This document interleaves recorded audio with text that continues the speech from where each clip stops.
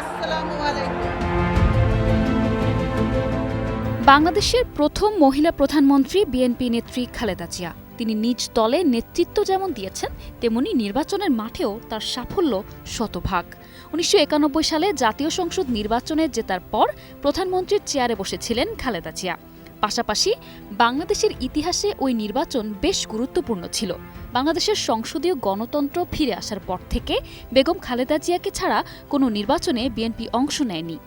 আগামী যে নির্বাচন আসছে, আপনারা নির্বাচনে কাজে অংশগ্রহণ করবেন।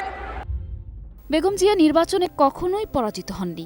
গত প্রায় ৩ দশকের বেশি সময় ধরে বাংলাদেশের নির্বাচনে খালেদা জিয়া অন্যতম গুরুত্বপূর্ণ একজন ব্যক্তি হিসেবে পরিচিত।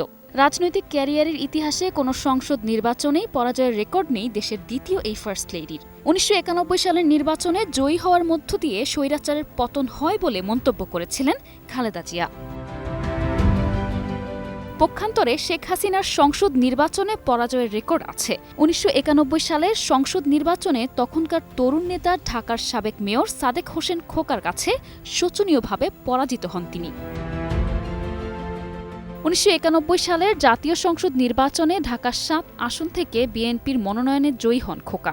ওই নির্বাচনে আওয়ামী লীগ সভানেত্রী শেখ হাসিনাকে হারিয়ে তাক লাগিয়ে দেন খোকা। ওই নির্বাচনে খোকা পেয়েছিলেন ৭৬,৬০১ ভোট। অন্যদিকে শেখ হাসিনার প্রাপ্ত ভোট ছিল ৪৯,৩৬২।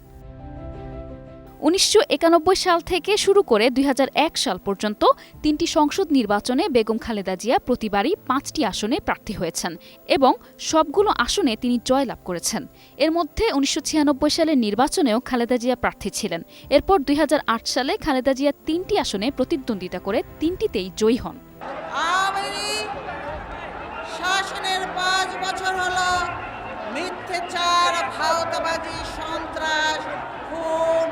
বেগম খালেদা জিয়ার অতীত নির্বাচনগুলো পর্যালোচনা করে দেখা যায় তিনি বগুড়া, ফেনী, লক্ষ্মীপুর এবং চট্টগ্রামের আসন থেকে বেশি প্রতিদ্বন্দ্বিতা করেছেন।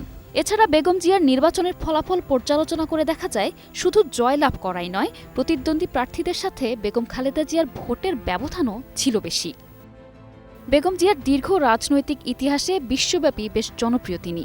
ফোর্বস সাময়িকীর বিশ্বের ১০০ ক্ষমতাবান নারী নেতৃত্বের তালিকায় ২০০৪ সালে বেগম জিয়ার অবস্থান ১৪তম, ২০০৫ সালে ২৯তম এবং ২০০৬ সালে ৩৩তম ছিল।